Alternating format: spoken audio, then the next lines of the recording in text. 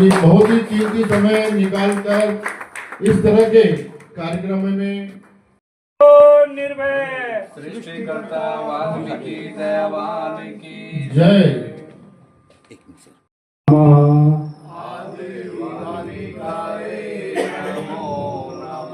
आदे वाल्मीकाय नमो नमः। आदे वाल्मीकाय नमो नमः।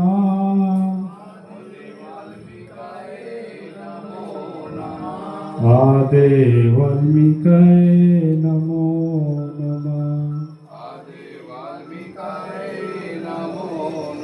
वे अक्षर का वास है, ले में लोक पर लोक,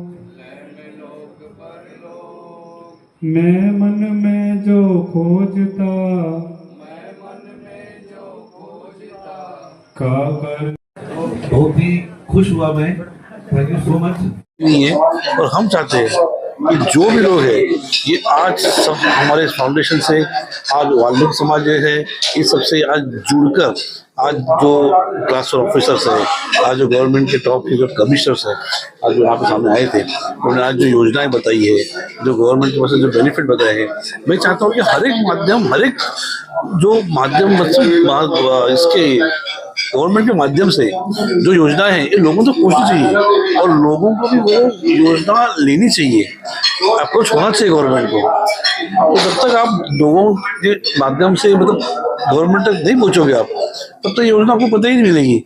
सिर्फ आना है, राजकारण करना है, लोग जाना, लेकिन इसके बारे में आप कैसे करोगे, एजुकेशन के बारे में, बिजनेस के बारे में, कितने सारे आज तक सहूलियत प्राप्त मिल सकते हैं। आपकी पात्रता आप दिखाइए वहाँ पे, और गवर्नमेंट के पास से जो स्कीम्स है, बिजनेस, आज जो अगर नौकरी नहीं मिल रही है, मैं हमेशा बोलते आया आपके माध्यम से, पैशन जो है, पैशन को ही आपका बिजनेस बनाइए।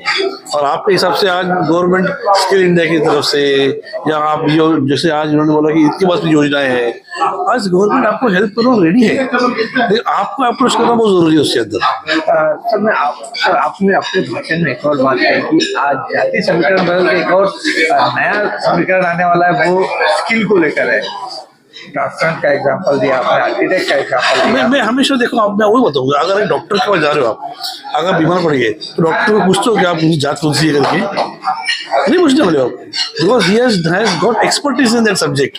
तो मैं ही चाहता हूँ कि आप कोई भी सब्जेक्ट लो, आप कोई भी बिजनेस लो, कोई भी education low, but you should be expert in the subject. आप एक्सपर्ट बनोगे तो लोग बोलेंगे, आप फिर आपको जाति नहीं करेंगे, आप जो मास्टर इन दैट स्टडीज बोलेंगे, आप इंजीनियर बनो, डॉक्टर बनो, या मैं बोलो कोई भी बनो, आप एक ड्राइवर बनो, चलेगा, बट आपको वो प्रोफेशन बहुत जरूरी होता है प्रॉपर लेना। फिर आपको लोग पूछेंगे नहीं कि आप ये कौन सी जाति के आदमी हो, आप उसमें ये बोलेंगे कि भैया आप क्या काम करते हो, और इनके पास जाओ, ये काम में सबसे बेहतरीन आदमी यही है। जैसे आज डॉक्टर बाबा साहब अम्बेडकर ने यही कहा कि सीखो, संगठित हो जाओ और संघर्ष करो। तो संघर्ष के लिए आपको सबसे पहले तो खुद को समझना पड़ेगा कि मुझे क्या करना है, और आप जब खुद को पहचानोगे कि मेरे में ये कला, ये आज जिंदा है और ये मेरे पैशन है, आप अगर उसी को अगर आप एक तरह से बढ़ाओगे तो ऑटोमेटिकली समाज में आपका नाम हो जाएगा। और एक बार नाम हो जाएगा तो बाद में कोई जाति नहीं पूछेगा आपको, सिर्फ काम पूछेगा, प्रोफेशन पूछेगा। इनकी यहाँ पे फॉरवर्ड है और यहाँ पे वाल्मीकि समाज का जो आपने मदद की, जो विदेशों में जो है, ये क्या आपको लगता है कि और भी जो फॉरवर्डों को जो है मदद करने के आगे आना चाहिए आपके जैसे? मैंने जब फाउंडेशन चालू किया था मेरा, तब सबसे पहले देखा कि हर एक एरिया में हम ये देखते हैं कि क्या क्या रिसोर्सेज अवेलेबल है। कई जगह पे देखोगे, समझो फिर आपकी बाबा यहाँ पे एग्रीकल्चर बन सकता है, हब बन सकता है, यहाँ पे IT हब बन सकता है, क्या आप देखोगे यहाँ पे फूड मार्केट है, ये है वो, जो इजीली अवेलेबल है। क्या है, अगर आप स्टडी करोगे तो चेंबूर और चेंबूर के जो विसिनिटी एरियाज है, शिवाजी नगर है, गोवंडी है, देवनार है, यहाँ पे आदमी अवेलेबल है, क्योंकि वहाँ पे एम्प्लॉयमेंट नहीं। आज बेचारे एजुकेशन लेके बैठे हैं, बट दे आर अनएम्प्लॉयड।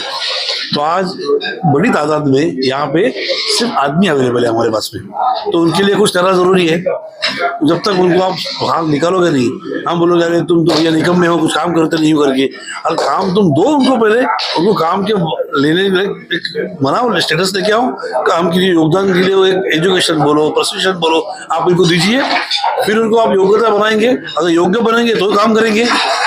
तो सबसे पहले तो बच्चों को योग्य बनाना पड़ेगा अपने को, तो उसके लिए कौन कुछ अभी कोई नहीं कर रहा है। बड़ी बड़ी बातें करके आके लोग करते थे। तो मेरा तो कंसंट्रेशन और मेरा तो टारगेट ही है कि जब तक ये एरिया के लोगों को एम्प्लॉयमेंट पूरी तरह से मिले नहीं, अगर वो एम्प्लॉयमेंट की योग्यता प्राप्त न करे, तब तक मैं शांत बैठने नहीं वाला हूँ। मैं हूँ वाल्मीकि समाज के साथ। मुझे ऐसा लगता है कि वो सारा पोटेंशियल हमारे बच्चों में है। क्या है कि कई तरीके से मैं ये चाहता हूँ कि उनके दिमाग में बचपन में ये ना भरा जाए कि वो किसी भी तरीके से किसी और आदमी से या किसी और मनुष्य से कम है। सबसे पहले हमें दिमाग को चेंज करने की ज़रूरत है, जिसके लिए एजुकेशन जो सिस्टम है वो बहुत अच्छे से काम करेगा बनिस्बत हम उन्हें चीज़ों को एक एक करके समझाएं। तो उसके लिए अब हम कार्यरत होंगे। मैं इस समाज के साथ आगे आने वाले समय में, जैसा मैंने कहा है, मैं और अच्छे से जुड़ूंगा। वाल्मीकि समाज और बुद्धिस्ट समाज भी आपस में बहुत प्यार रखता है, तो मुझे लगता है कि अगर दोनों समाज को एक साथ और आगे लेकर बढ़ेंगे तो कहीं ना कहीं एक बड़ा बदलाव आने की उम्मीद मैं करता हूं। आज मैं बहुत खुश हूं कि मैं रूबरू हुआ, थोड़ी मेरे को प्रॉब्लम समझ में आई और कोई ना कोई एक अच्छा सोल्यूशन आने वाले समय में हम इसका निकालेंगे और जिसे कहते हैं ना, प्रगति को अग्रसर होंगे पक्का। सर मेरा एक सवाल है, कहीं कि आप 21वीं सदी चल रही है, लेकिन कहीं आपको ऐसा नहीं लग रहा है कि देश में तमाम तरह के जो जातिवादियां हैं कहीं खत्म नहीं हो रही है, वो बढ़ती जा रही है। कहीं ये संगठन, कहीं मतलब तमाम जो संगठन है वो खड़े हो रहे हैं, जबकि ऐसा देखा जाए प्रचार किया जाता है कि देश में जातिवाद खत्म हो रहा है। आप वहाँ तक किस नजर देखते हैं? देखिए, मैं फिर वहीं आता हूँ, वापस आता हूँ। आपका प्रश्न बिल्कुल करेक्ट है, ये सच्चाई है। मैं वापस अपनी बात पर आता हूँ। अब मुझे एक बात बताइए, अगर मैं एजुकेटेड आदमी हूँ या कोई और एजुकेटेड आदमी है, उनसे जब हम ये बात करते हैं जातिवाद की, क्या उन्हें समझ में आती है बात है? उन्हें समझ में नहीं आएगी। वो ये कहेंगे कि ये जातिवाद क्या चीज़ है। वो इसलिए क्योंकि वो एजुकेटेड है, उनके दिमाग में उनको बहुत अच्छे से एजुकेट कर दिया गया है। तो ये बदलाव तभी आएगा जब हम एजुकेशन सिस्टम के ऊपर जोर देंगे। और ये बात याद रखिए कि थोड़ा सा हमें बचकर रहना पड़ेगा। मुझे ऐसा लगता है कि कहीं ना कहीं पॉलिटिशियन इस चीज़ का फायदा उठाते हैं, शायद वो ही एक बड़ा रोल प्ले कर रहे हो एजुकेशन सिस्टम को आगे ना बढ़ाने के लिए, ताकि उनका वोट बैंक उनके हमेशा हाथ में रहे। अगर एजुकेट कर दिया गया तो शायद उन्हें सच्चाई सामने दिख जाएगी। तो ये बड़े जो बदलाव हैं आने वाले समय में तभी आएंगे जब हम शिक्षित बनेंगे और हमारे अंदर यूनिटी आएगी। बाबा साहब ने भी ये कहा है, शिक्षित भी बनना जरूरी है और यूनिटी भी बहुत जरूरी है। सबसे बड़ी प्रॉब्लम यही है, हमें कोई नहीं रोक रहा, हमें कोई नहीं रोक रहा आगे बढ़ने से, हम स्वयं को रोक रहे हैं आगे बढ़ने से। वो जो बदलाव है वो तब आएगा जब सेल्फ अवेयरनेस आएगी, जब आपको खुद को समझ में आएगा कि ये हमारा तरीका है। आप जिसे कहते हैं ना माइंडफुलनेस, हमारे सतिपट्ठाना सूत्र में बुद्ध ने कहा है। तो इसीलिए जब हम माइंडफुल हो जाएंगे कि हमारी गलतियां क्या हैं, किन चीज़ों को सुधारना है, तो मुझे लगता है कि ये सारी चीज़ें धीरे धीरे हटती जाएंगी। बट याद रखिए, एजुकेशन जो सेटअप है वो बहुत बड़ा कारगर इसमें काम करेगा और उसी के ऊपर ही हमें सारी तवज्जो दे देनी चाहिए। इंस्टेड ऑफ ये जुड़ के करिए, ये ऐसे करिए, ऐसे करिए, ये पत्ते तोड़ने वाली बात होगी। अगर जड़ तक जाना है तो एजुकेशन सिस्टम में बदलाव चाहिए। वही बदलाव है कि आपके सीरियल्स जो आपने भगवान राम का चरित्र जो दिखाया, बहुत सारे हम लोगों ने आपको देखा। अभी अगला क्या कदम होगा, किस तरह की आप क्या रहे हैं? देखिए, हम अभी सबसे अगला तो यह है कि इसी 24 को हम एक भगवान बुद्ध के ऊपर गाना रिलीज कर रहे हैं। और श्रीलंका देश में मैं भगवान बुद्ध के जो सूत्र हैं, उन्होंने बहुत हजारों की तादाद में सूत्र कहे हैं, उन सूत्रों की शूटिंग करनी शुरू कर दी है। 10-10 मिनट के एपिसोड हैं, ताकि बच्चे से लेके बड़े तक भगवान बुद्ध की जो टीचिंग्स हैं वो लोगों को आसानी से समझ आ पाएं। उसकी शूटिंग शुरू हो चुकी है, 5 एपिसोड हमने कंप्लीट कर दिए हैं।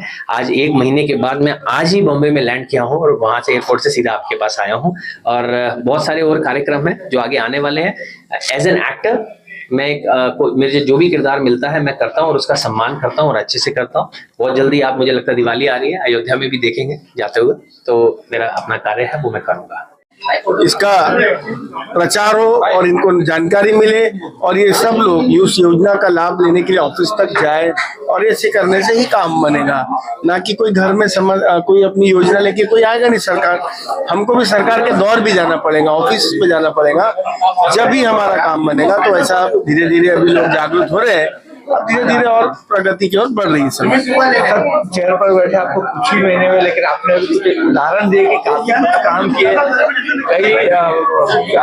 कई बदलाव लाए आपने, तो आगे कैसे भविष्य में देखते हैं सर? मैं प्रयास कर रहा हूँ कि इस समाज में सबसे पिछड़ी समाज मानी जाती है, इनको कैसे सब योजना का लाभ मिले, कैसे इनके जीवन को प्रगति की ओर बढ़ाए, कैसे इनके जीवन में बाहर लाए, कैसे इनको आवाज दे, कैसे इनके बच्चों को शिक्षा में उच्च स्तर पे में ले जाए, कैसे हायर एजुकेशन मिले, ऐसा सब मेरा प्रयास निरंतर चल रहा है। और मैं चाहता हूँ कि सबका ऐसे साथ मिलेगा तो मैं जरूर इसमें कामयाब भी होऊंगा और इन सबको लाभ मिलना भी शुरू है। मेरा आपसे लास्ट प्रश्न है कि जिस तरह से आपने तमाम स्कीमों की बौछार यहाँ पर की, समाज के लोग यहाँ पर सुन रहे थे, लेकिन इससे पहले जितने भी पदाधिकारियों ने जो असर दिया, कहीं न कहीं जो नफरत की भावना जो ये है कि समाज के प्रति जिस तरह से जो रवैया जो है भारत में और देश में हो रहा है, क्या आप क्या कहना चाहेंगे? मेरा इतना ही है कि हमको सबको अपने अपने आराध्य जो है, हमको अपने अपने समाज छोड़ने की किसी को गरज नहीं है।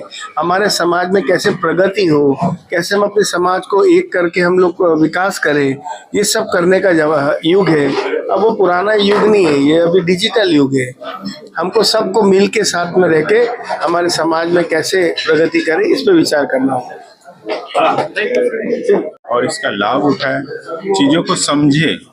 हम लोग आपके लिए बैठे हुए हैं, आपकी सेवा में शासन की ओर से हम लोग तत्पर हैं, इसलिए आप सभी लोगों से विनती है कि आप आइए और इसका लाभ उठाएं। समाज में जुड़ रहे हैं दूसरे भी तबके के लोग, आज गडकरी सर आए हैं, इसके पहले और एक वक्ता हमने देखा बहुत समाज को जो आगे बढ़ा रहे हैं वो भी आज वाल्मीकि समाज से। क्या कहेंगे सर, कितना ये बदलाव हो रहा है और कितना बदलाव आएगा ऐसे लोगों के लिए?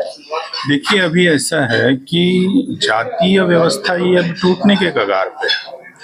हाँ, ये बात अलग है कि उसका स्वरूप बदल गया है, लेकिन आजकल वो जो पहले होता था जातीय व्यवस्था के अंतर्गत, वो आजकल नहीं हो रहा है। और जैसे गडकरी साहब है या हमारे मलिक साहब थे, ये ऐसे लोग जुड़ रहे हैं और ये लोग, इनकी वजह से सपोर्ट मिलेगा तो सही मायने में समाज का उद्धार होगा और देश प्रगति की दिशा में बढ़ेगा।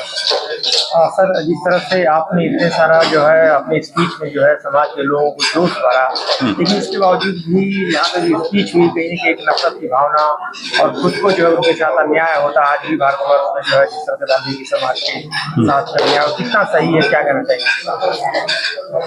देखिए, अभी सरकार जो है गरीब तबकों के लोगों के लिए, जो पिछड़ी हुई है, जो समाज पीछे रह गई है, उनके लिए सुप्रीम कोर्ट के माध्यम से, जातीय वर्गीकरण के माध्यम से उनको आगे लाने का प्रयास सरकार कर रही है। लेकिन अगर हम लोग ही आगे नहीं आएंगे तो फिर कुछ नहीं हो सकता है। सरकार का जो इरादा है वो नेक है, सरकार हमारे साथ में है। हम लोगों को भी आगे आना है, अपने घर से बाहर निकलना है और इसका लाभ उठाने की कोशिश करनी है।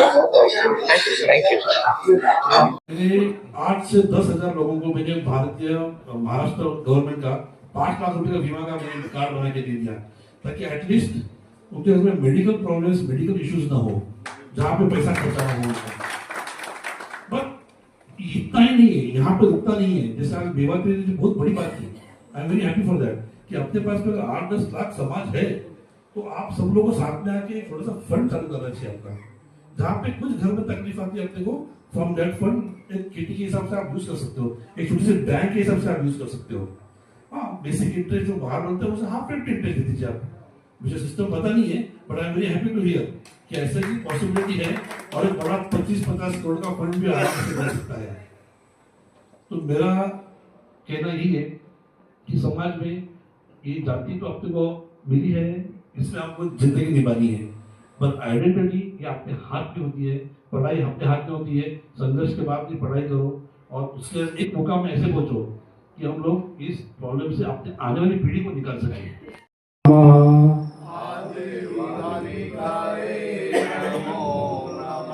आदे वाल्मीकाय नमो नमः।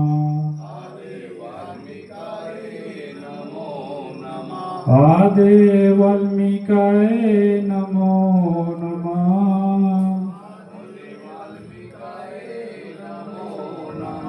आदे वाल्मीकये नमो नमः। वे अक्षर का वास है, ले में लोक परलोक, मैं मन में जो खोजता, का कर